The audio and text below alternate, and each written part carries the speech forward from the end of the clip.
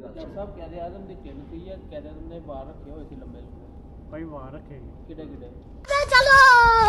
ਭਾਈ ਅਫਜ਼ਲ ਨਹੀਂ ਹੱਥ ਲਾ ਕੇ ਦੱਸ। ਹੱਥ ਨਹੀਂ ਕਿਹੜੇ ਜ਼ੁਲਫਾਂ ਰੱਖੀਆਂ ਸੀ, ਕੰਨ 'ਚ ਵਾਲੀ ਪਾਈ ਹੁੰਦੀ ਸੀ ਬਾਬੇ ਨੇ, ਕੀ ਭਾਈ ਕੰਨ 'ਚ ਵਾਲੀ ਪਾਈ ਹੁੰਦੀ ਸੀ ਬਾਬੇ ਨੇ। ਨਹੀਂ ਉਹ ਕਿਹੜਾ ਕੰਜਰ ਕੀ ਕਰਾਂ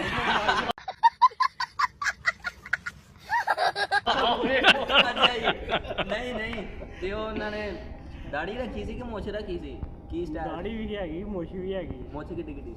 ਮੁੱਛ ਜਿੱਡੀ ਸਾਡੀ ਭਾਈਆਂ ਨੂੰ ਹੈਗੀ ਭਾਈਆਂ ਦੀ ਕਿੱਡੀ ਕਿੱਡੀ? ਡਾਕਟਰ ਬਾਬਾ ਕਿਹੜਾ ਖੇਲ ਸ਼ੌਕ ਨਾਲ ਖੇਲਦਾ ਸੀ? ਕਿਹੜਾ ਬਾਬਾ?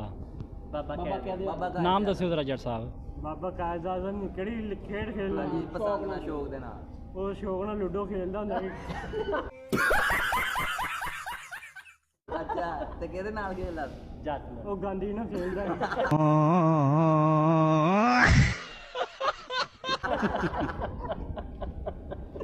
ਅੱਛਾ